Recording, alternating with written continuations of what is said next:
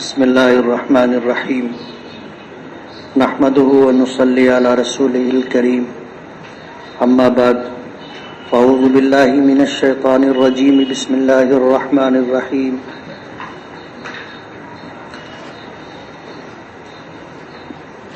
یا ایہا الذین آمنوا باللہ ورسولہ صدق اللہ العظیم وقال النبی صلی اللہ علیہ وسلم جددوا ایمانکم بقول لا الہ الا اللہ او کما قال علیہ الصلاۃ والسلام۔ بزرگان محترم اور عزیز دوستو، اللہ تعالیٰ اپنے بندوں کو جو نعمتیں عطا فرماتا ہے، ایک تو ان نعمتوں کی حفاظت ہے تاکہ وہ نعمت ضائع نہ ہو جائے، اور ایک ہے اس نعمت کو باقی رکھنے کا طور طریقہ اختیار کرنا۔ قرآن کریم میں اللہ تعالیٰ نے جو بات ارشاد فرمائی کہ اے ایمان والو ایمان لاؤ اللہ پر اور اس کے رسول پر، قرآن کریم کی اس آیت میں اللہ تعالیٰ نے ایمان والوں کو حکم دیا ہے ایمان لانے کا کہ یا ایھا الذین آمنوا، اے ایمان والو، آمنوا باللہ ورسولہ، ایمان لاؤ اللہ پر اور اس کے رسول پر۔ نبی کریم صلی اللہ علیہ وسلم نے یہ ارشاد فرمایا کہ اپنے ایمان کو تازہ کرتے رہا کرو، اپنے ایمان کی تجدید کرتے رہا کرو، لا الہ الا اللہ محمد الرسول اللہ پڑھ کر کے۔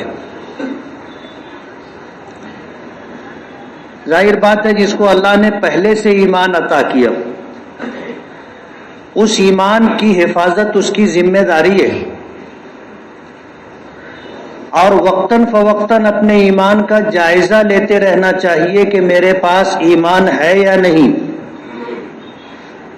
اس لیے کہ احادیث کو دیکھنے سے معلوم ہوتا ہے کہ جب بندہ اللہ تعالیٰ کی نافرمانی کرتا ہے تو بعض گناہ کبیرہ کا ارتکاب کرتے ہوئے ایمان اس کے دل سے نکل جاتا ہے۔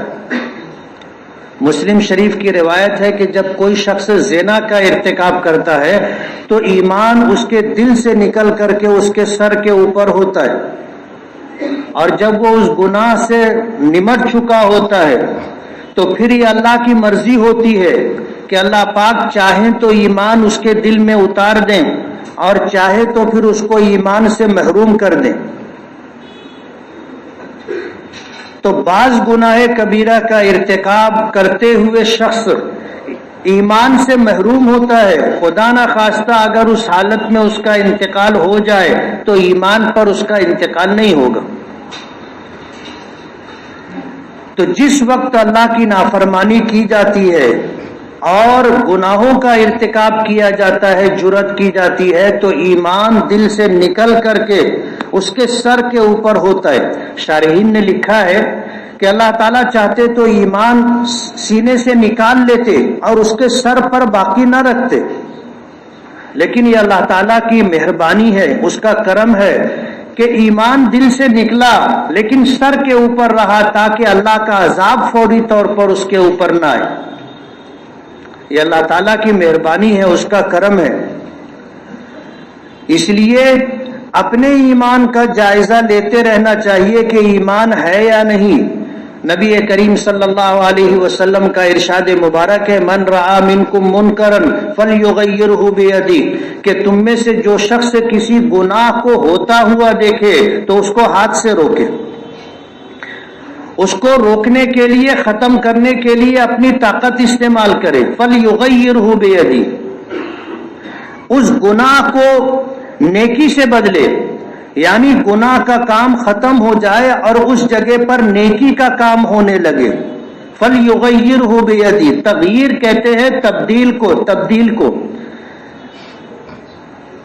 کہ اگر کسی جگہ اللہ کی نافرمانی ہو رہی ہے گناہ کا ارتکاب ہو رہا ہے، اللہ کے حکموں کو توڑا جا رہا ہے، دین و شریعت کا مذاق اڑایا جا رہا ہے، نبی کریم صلی اللہ علیہ وسلم کی سنتوں کی پامالی کی جا رہی ہے، دین کا استہزاء کیا جا رہا ہے، تو پھر اسے ختم کر کے اس کی جگہ پر اللہ کی کبریائی بیان کی جائے، اللہ کی عظمت، اس کی شان، اس کے تقدس کو بیان کیا جائے۔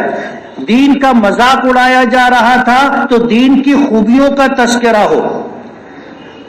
اگر علل اعلان اللہ کی نافرمانی کی جا رہی تھی تو کھلم کھلا علل اعلان ایمان، ایمانی اعمال کیے جائیں، اللہ کو راضی کی کرنے والے کام کیے جائیں۔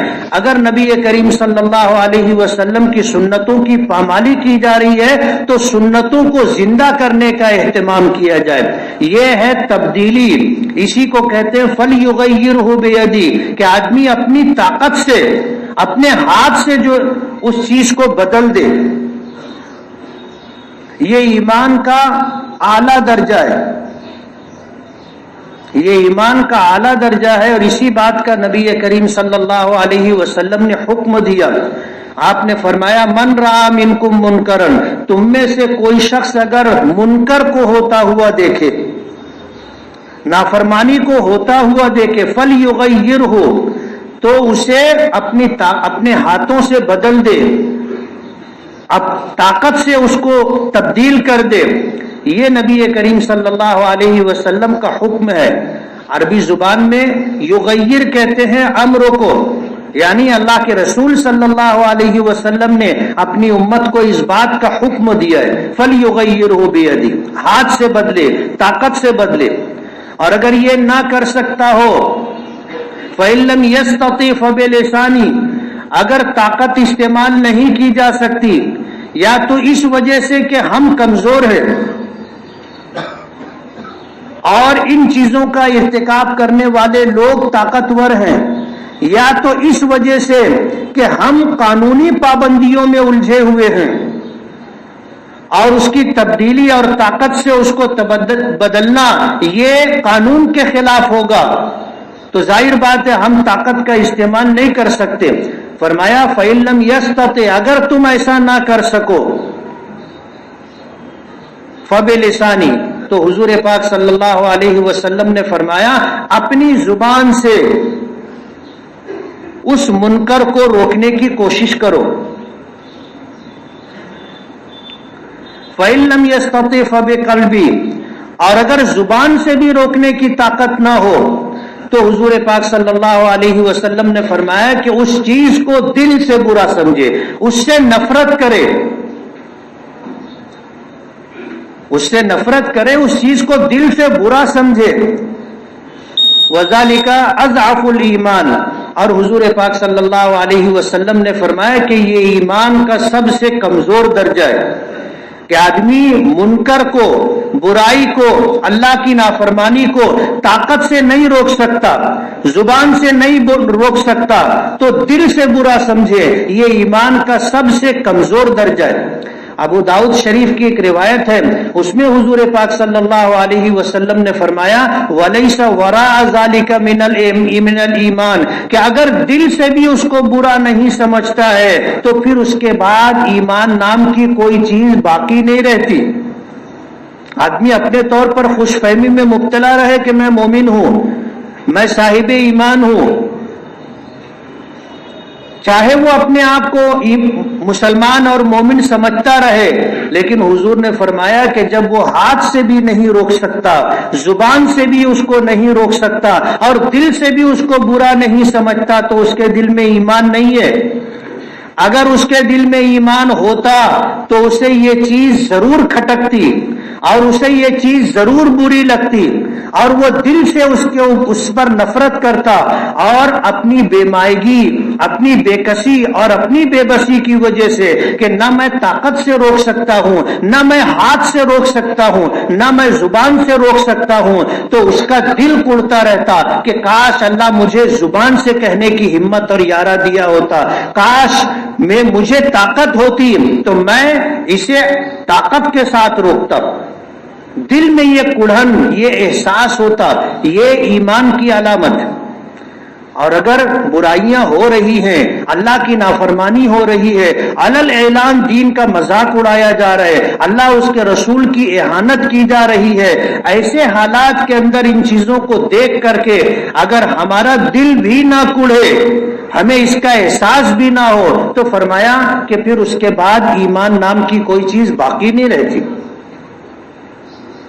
آج آپ حالات دیکھو گے تو پوری دنیا کی اسلام دشمن طاقتوں نے مل کر کے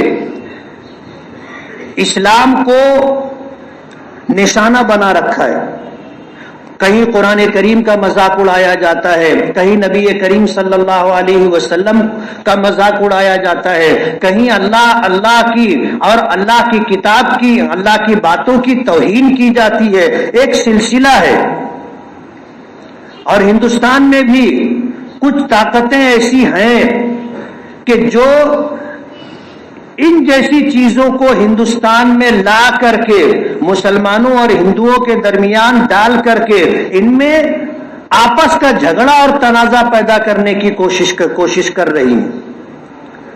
آج جن لوگوں کو حالات کا پتہ ہے اور جن لوگوں نے میڈیا پر یا پرنٹ میڈیا پر یا سوشل میڈیا پر ان چیزوں کو دیکھا ہوگا تو ان کو اس بات کا علم ہوگا کہ آج ہمارے ملک ہندوستان کے اندر ایک ایسے شخص کو جس کو پاکستان بدر کر دیا گیا، جو کینیڈا میں جا کر کے اپنی زندگی گزار رہا ہے، اسے ہندوستان لا کر کے آج اسلامی تعلیمات، اسلامی شعائر، اللہ کے رسول، اللہ کی کتاب، صحابہ، تابعین، ایسے لوگوں کے متعلق اس طرح کی باتیں کہلوائی جا رہی ہے جس کو سن کر کے ایمان والے کا خون کھولنے لگے اور وہ قانون ہاتھ میں لینے پر مجبور ہو جائے۔ ظاہر بات ہے جو اسلام دشمن لوگ ہیں ان کو اس پر مزہ آتا ہے۔ اگر اللہ کا مذاق اڑایا جاتا ہے تو وہ تالیاں بجاتے۔ ایک مسلمان اس کو کبھی بھی برداشت نہیں کر سکتا، کچھ بھی کر سکتا ہے، حالات بگڑ سکتے ہیں۔ آج اس طرح کی ملک میں سازش کر کے ملکی حالات کو خراب کرنے کی کوشش کی جا رہی ہے،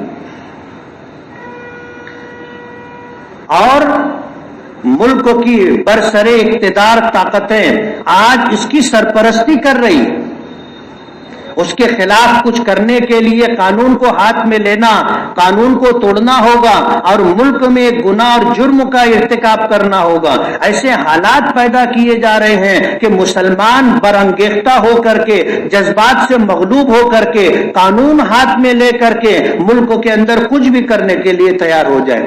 الیکشن آتا ہے، اس کے پس منظر میں اس طرح کی چیزیں لائی جاتی ہیں اور بہت منظم طریقے سے مسلمانوں کا دینی، مذہبی، جذباتی استحصال کیا جاتا ہے۔ جو باتیں آج کہی جا رہی ہیں ہم اس کو اپنی زبان سے بھی نقل نہیں کر سکتے، حالانکہ فتویٰ اس بات پر ہے کہ نقل کفر نہ باشد، کہ کفر کی بات کو نقل کرنے سے آدمی کافر نہیں ہوتا، لیکن ہم اللہ اس کے رسول کے متعلق، قرآن کریم کے متعلق، ازواج مطہرات کے متعلق، صحابہ اور تابعین کے متعلق اس طرح کی باتیں بولنا بھی اپنے لیے شرم کا باعث سمجھتے۔ آج اس طرح کی باتیں ہمارے ملک میں علل اعلان الیکٹرانک میڈیا کے اوپر چلائی جا رہی ہیں۔ حالات اس طرح کے ہیں کہ آدمی جب سنجیدگی کے ساتھ سوچتا ہے تو اپنی بے بسی پر ایسی کڑھن ہوتی ہے کہ نیند اڑ جاتی، اور گھنٹوں آدمی الجھا رہتا ہے، پریشان رہتا ہے کہ کیا ہوگا، اور ہم آج کتنے بے بس اور کمزور ہیں کہ ہم کچھ کر بھی نہیں سکتے۔ ایسے حالات کے اندر اللہ تعالیٰ کی رحمتیں دیکھیے، اللہ کی قدرت ہے، یہ اس کی شان ہے کہ اس نے اس کائنات کو بنایا، انسانوں کو وجود عطا کیا، تو قیامت تک آنے والے انسانوں کے حالات کے پیش نظر اللہ پاک نے احکامات دیے۔ آدمی سوچتا ہوگا کہ اللہ تعالیٰ کی کتاب میں ہے، یا ایھا الذین آمنوا باللہ ورسولہ، اے ایمان والو اللہ پر اور اس کے رسول پر ایمان لاؤ۔ سوال یہ ہے کہ جب پہلے سے وہ ایمان والا ہے تو پھر ایمان لانے کی دعوت اس کو کیوں دی جا رہی؟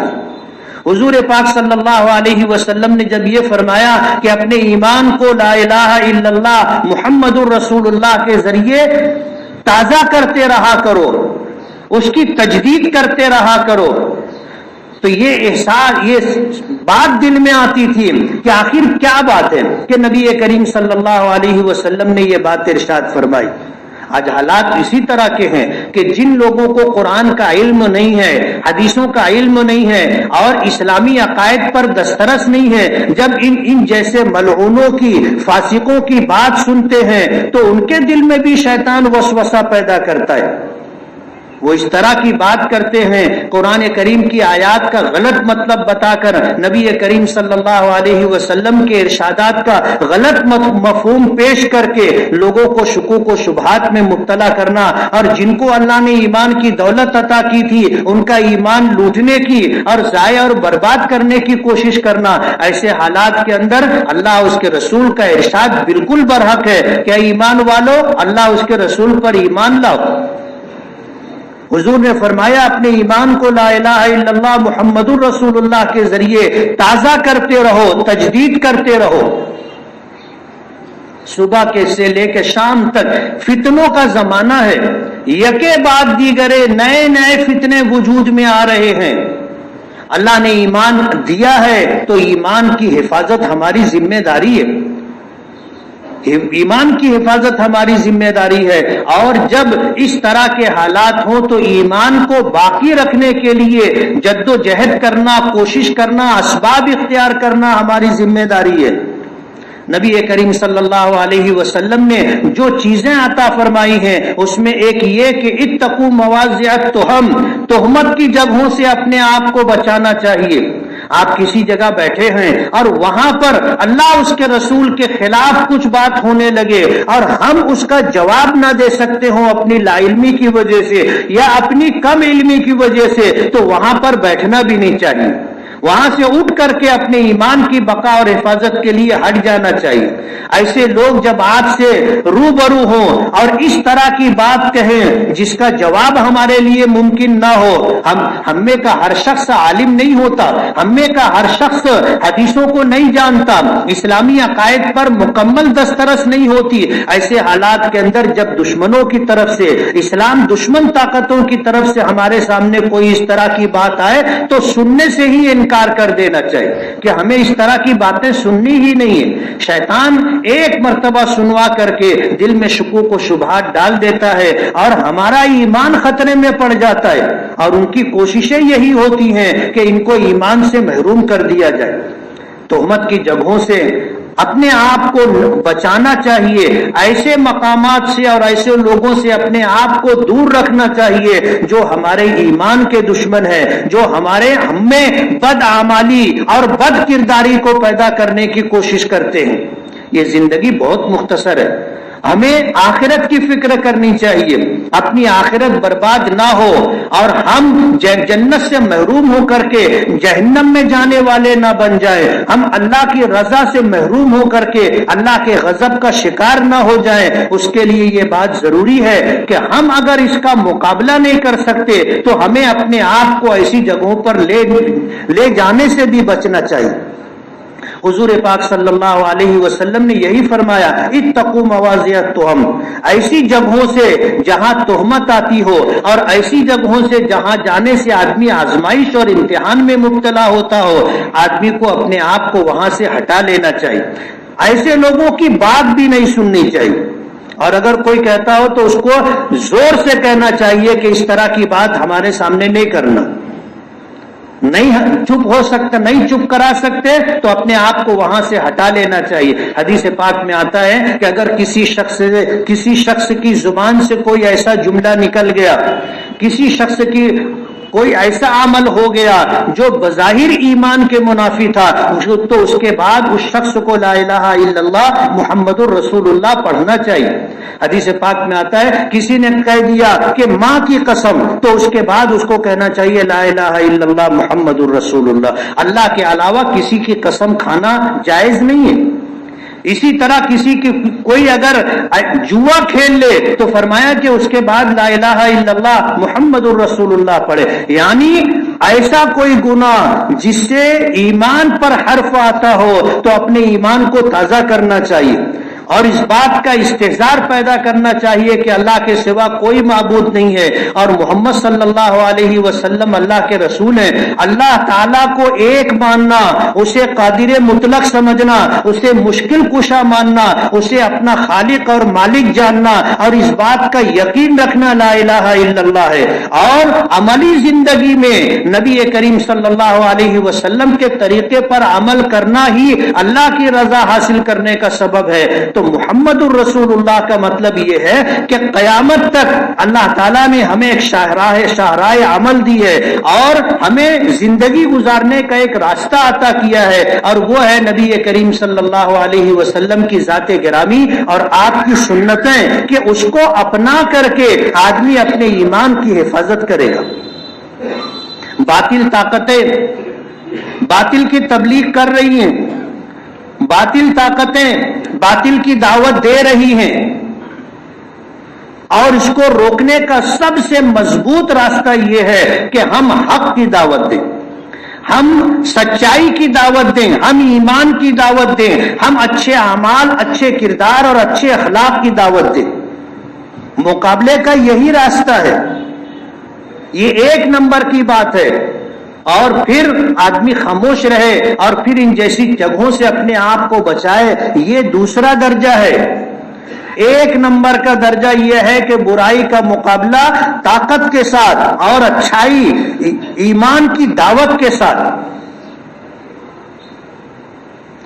تو کم سے کم ہم جب اس کے خلاف حق کی دعوت دیں گے، کفر کے مقابلے میں ایمان کی بات کریں گے، بد کرداری کے مقابلے میں اچھے کردار کی بات کریں گے، بد اخلاقی کے مقابلے میں اچھے اخلاق پیش کریں گے تو یہ مقابلہ ہوگا اور کم سے کم ہمارا ایمان تو محفوظ رہے گا. کم سے کم ہمارا ایمان تو محفوظ رہے گا کہ جب ہم اس کے خلاف جد و جہد کر رہے ہیں، ہمارے بس میں جو ہے وہ پوری طاقت کے ساتھ وہ استعمال کر رہے ہیں تو ہمارا ایمان محفوظ رہے گا. آج پوری دنیا میں اسلام دشمن طاقتوں کو اسلام سے خطرہ ہے. اسلام دشمن طاقتیں، حکومتیں اس کے اسلام کے خلاف دعوت و تبلیغ کے لیے بڑا بڑا بجٹ رکھتی ہیں. یاد ہوگا ایک زمانہ تھا، بہت پرانی بات ہو گئی، ملکہ برطانیہ ہندوستان آئی تھی اور دلی میں صبح کے وقت اذان کی آواز سننے کے بعد اس نے یہ جملہ کہا تھا کہ ہم اسلام کو مٹانے کے لیے اتنا بڑا بجٹ خرچ کرتے ہیں اور ہندوستان میں اتنا بڑا سرمایہ بھیجتے ہیں، اس کے بعد بھی یہاں اذان ہو رہی ہے. یہ ان کا پروگرام ہے اسلام کو ختم کرنے کے لیے. در پردہ اس طرح کی سازشیں کی جاتی ہیں. اپنے ایمان کی بقا اور حفاظت کے لیے کفر کے مقابلے میں ایمان کی دعوت پیش کرنا ضروری ہے. بدعمالی کے مقابلے میں اچھے اعمال اختیار کرنا ضروری ہے.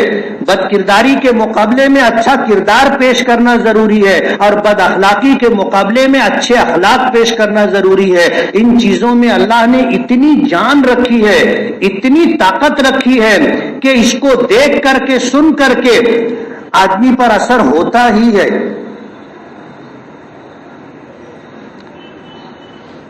نبی کریم صلی اللہ علیہ وسلم نے بہت پہلے 1400 سال پہلے یہ بات ارشاد فرمائی تھی. آپ کو حالات کا قیامت تک آنے والے نئے نئے فتنوں کے تعلق سے آپ کو علم تھا. ایک صحابی تھے، نبی کریم صلی اللہ علیہ وسلم سے ہمیشہ فتنوں کے بارے میں سوال کیا کرتے تھے.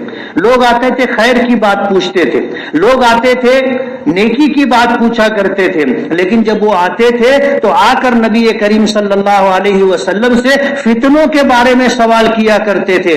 نبی کریم صلی اللہ علیہ وسلم فتنوں کے متعلق انہیں بتایا کرتے تھے.